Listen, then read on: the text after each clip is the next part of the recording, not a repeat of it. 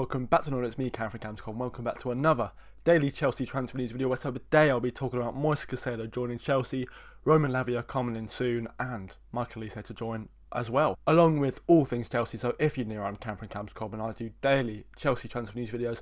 I'm trying to get to 1,400 subscribers before our game against West Ham on Sunday. So like, subscribe, turn on the bell. Without further ado, let's get in the first story. And actually I could do a quick discussion on Moise Caicedo for the first time in about 4 months, and that is because David Ornstein has said, breaking, Moise Caicedo completes Chelsea medical, and quickly paired with Nizar Cancelo, who said Caicedo's move should be official soon, medical done, contracts being signed, content created, £150 million British transfer record soon. Yes, medical complete around 8 AM this morning, and of course you'll be taking media photos to probably be announced around 6 or 7 tonight. But yes, £150 million, it's done. The saga is done. I've made, I think, about 50 videos on Moise Caicedo, but to say he's going to be a Chelsea player, it brings me immense joy. And it brings me even more immense joy to see the love and flowers that people were giving Enzo Fernandez yesterday. And just imagine him and Caicedo cooking together. Well, I'll be there no matter what. Will he play against West Ham on Sunday? I'm pretty sure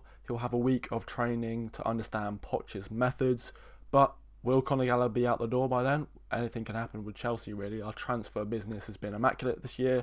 Of course, we're going to have some naysayers accusing us of spending too much money, but the game's the game. Todd Boehly came in, he needed to make a statement after the Roman era, and let's not forget how much money we've made in selling players. Just think, if we were to sell Conor Gallagher, Mason Mount and Kai Havertz, that would cover the fees of Caicedo, Lavia and Olise. So I'm going to leave that there. But I'm going to be talking about Lavia now. And this is because last night it was hilarious to see Liverpool fans on Twitter saying, yes, we're done with Caicedo, let's focus on Lavia. And then 30 seconds later say, Chelsea have agreed terms with Lavia. But, you know, things have progressed since then. Liverpool have sent a £60 million offer, but it looks like Chelsea are still in the pole position, which is exactly what Nizar Cancelo had to say. Chelsea's still in pole position for Romeo Lavia, despite Liverpool's attempts today. And the secret scout has kind of been leading this story by saying Moise Caicedo and Romeo Lavia look set to join Chelsea, and he carries on by saying Romeo Lavia to Chelsea soon. So, as I've said many times, I was only expecting Caicedo to join Chelsea. I was only expecting Lavia to sign for Liverpool. At one point, it could have been they got Caicedo and we got Lavia. Another point, it could have been they had both players. But it looks like, I don't want to get carried away because I know 60 million is a lot after just dropping £115 million transfer record on Caicedo.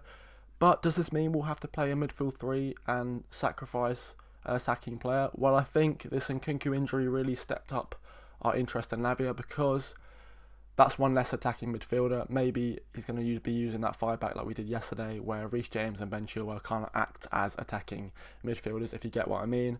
But it means they need to stay fit. But yeah, the £60 million mark looks like that's going to be to pull him away from Southampton. Of course, they're buzzing. They're getting 90 million for him and Ward-Prowse, which is a lot in the Championship. They should be coming back up soon. But it's whether he wants to join Chelsea. Apparently, he prefers to join Chelsea. I don't know why. We have no European football. We must, well, it's probably one main reason why he's going to be playing with players like Caicedo, Enzo Fernandez every week, so that will help him a lot.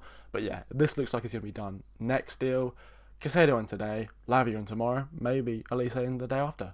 And as the news was coming out, we got the here we go last night, we got the Lavia deal, and just a little cherry on top, Michael Olise update. Now, once the Caicedo deal was done, we can now focus on Olise. Lots of talks about his transfer fee, his release clause, things like that. But I'm going to go to Nizar Cancelo, who said Crystal Palace's Michael Olise is Chelsea's primary option being pursued, with talks over personal terms ongoing before a formal bid is lodged. Pochettino urges the club to sign reinforcements and attack. This deal was pushed a lot forward, I'd say. Again, thanks to the Nkunku injury. We are interested in players like Kudos, Cherki and Olise. I thought, yeah, we might get at least one of them, but because of the Nkunku injury, it's probably imperative that we sign Michael Olise. I've been singing his praises many times. 11 assists in the Premier League last year is exactly what I need, and he could flourish even more in a Chelsea team with more percentage possession than he was at Palace last year. Just to think, Sterling, well, I can't really use words to describe him. he is just not the winger he was, and I don't think he's going to do very well at Chelsea this year, despite, some bright sparks with Reece James yesterday. But no, we need wingers who actually attack their defenders. People like Madueke, people like Mudryk, and people like Olise. He's going to cook with Jackson on the end of the balls. I can't wait to see it. But the next story from Rudy Galletti has said, Chelsea are taking the final steps towards signing Mike Olise from Crystal Palace, with talks in advanced stage and personal terms verbally agreed. Will the deal be done before West Ham? I know he's injured, so of course he's not going to start, but it would be nice to, get that soon, because I think players like Chukwuemeka are going to be thankful with the Nkunku injury in the nicest way possible so they get game time. But it looks like a month and a half maybe for the Olise deal injury to be done, and hopefully the deal is done soon. I'm looking at around £40 million, but on to the next story. And the final two story is about Chelsea strikers. I'm going to go to start off by saying Chelsea are not planning on signing another new centre forward this summer. That was by Nizar Kinsella. He carried on in the same article saying Chelsea is set to reject AC Milan's approach to sign Armando Broja. The 21-year-old is seen as part of Mauricio Pochettino's plans. Now, this is another good thing that our ownership hasn't been doing recently, and that is focusing on the players we actually have at the club before trying to buy new, exciting, shiny thing. I know the Dusan Vlahovic deal was quite exciting to think maybe we could get rid of Lukaku and sign a replacement striker. I'll be talking about the Lukaku deal later because it looks like there's a Spurs link, but it's not concrete yet, so I'm not going to be talking about it until a concrete source comes out. But yeah, focusing on Broja and Jackson as our two strikers. Of course, when Nkunku comes back, he's kind of a centre forward, false nine sometimes. But yeah, good from Pochettino, focusing on the youth. And I know Armando Broja was wanted by West Ham, so it's good. We're actually showing him that we're backing him. We want him to stay at Chelsea. But yeah, that's all the stories today.